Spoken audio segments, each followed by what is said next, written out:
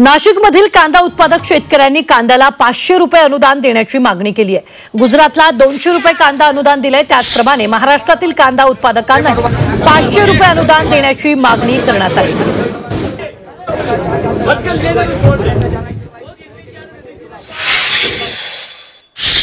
विदर्भ अजूनही दमदार पावसाच्या प्रतीक्षेत आहे। जून महिन्यात विदर्भातील 9 जिल्ह्यांमध्ये पावसाची मोठी तूट पाहायला मिळाली।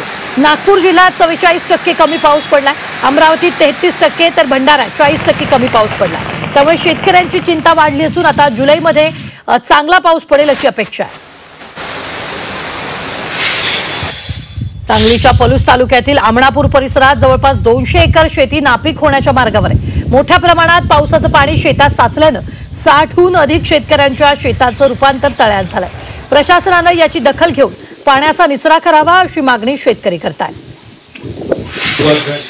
राज्यातील तरुणांना पुण्यश्लोक अहिल्यादेवी महाराष्ट्र मेंढी शेळी विकास महामंडळाकडून व्यावसायिक प्रशिक्षण दिलं जात आहे। 3 दिवस हे प्रशिक्षण असणार आहे। तर शेळी मेंढी व्यावसायिकांची संख्या वाढावी, नवयुवक व्यावसायिक सक्षम व्हावेत, यासाठी हे प्रशिक्षण दिलं जात आहे। याला तरुणांचाही चांगला प्रतिसाद मिळतोय।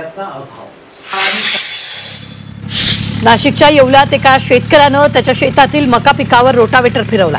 मकाची वाढ खुंटल्यामुळे आणि मकावर रोग आणि किडींचा प्रादुर्भाव झाल्यामुळे शेतकऱ्यानं 6 एकर मका पिकावर रोटावेटर फिरवला।